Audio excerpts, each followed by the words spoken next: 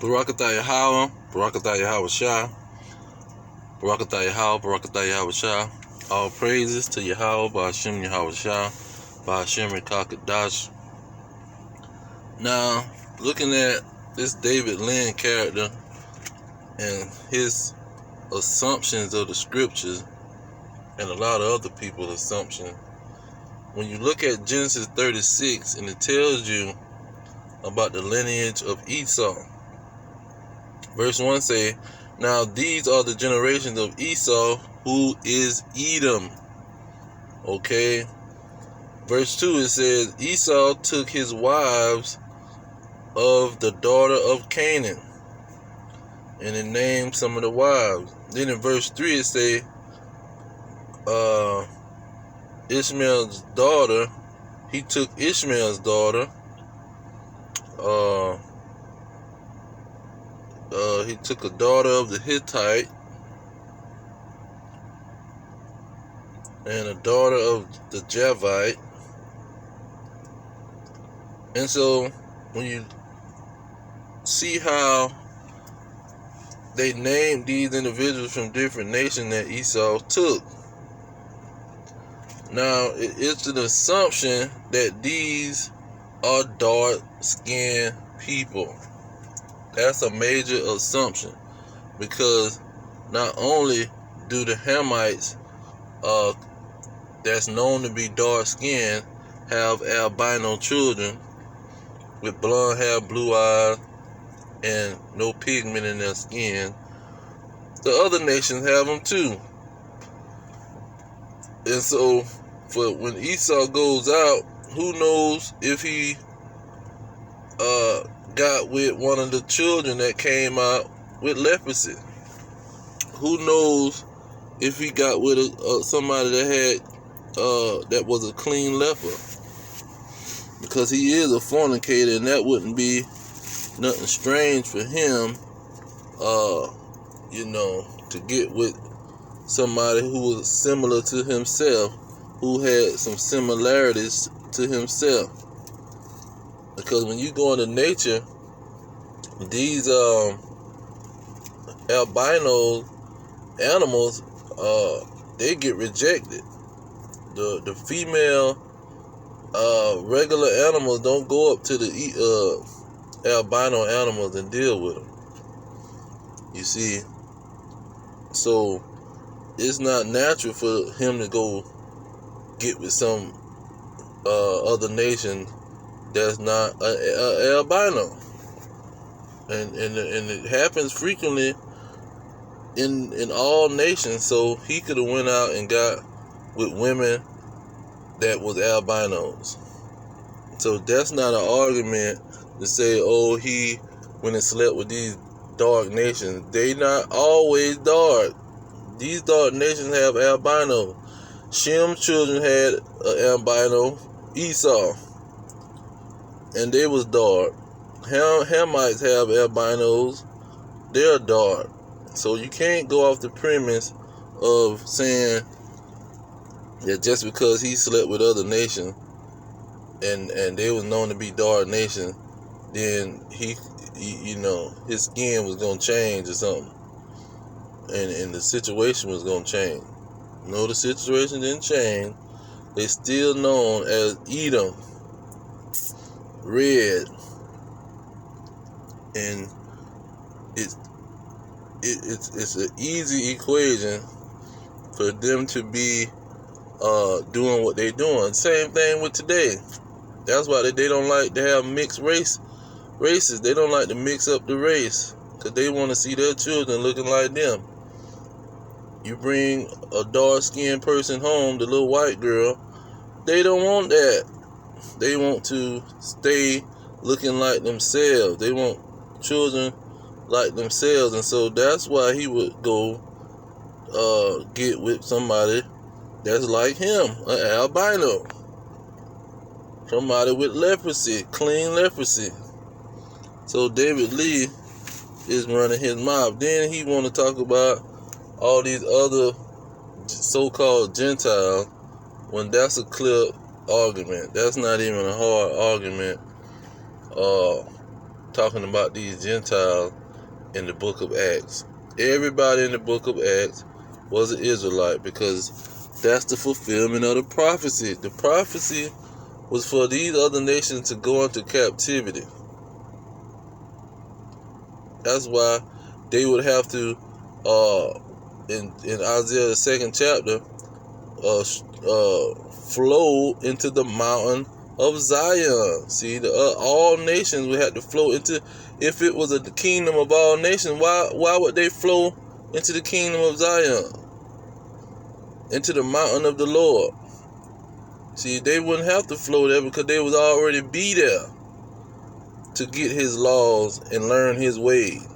But you got to flow to the nation of Israel, because they are not going to be a part of the 144,000 and the anointed situation. They're not going to be giving out the law. They're going to be servants and handmaids to the Israelites for eternity. They're going to be receiving the law from the Israelites. That's why in what is it, Isaiah, Exodus 19. Let's get that real quick, because this is a prophecy that he been told them right after they was dealing with Amalek, the Edomites. In Exodus 19, verse 6, he said, "And ye shall be unto me a kingdom of priests and a holy nation. These are the words which thou shalt speak unto the children of Israel." See, the children of Israel is going to be that nation, that priesthood, like the Levites. That's what they're going to be like. And so it is not going to be no a mixture of different nations with this kingdom of priests. These priests is going to be all children of Israel, the 12 tribes, which those 12 apostles is going to be the leaders of the situation. And so all of their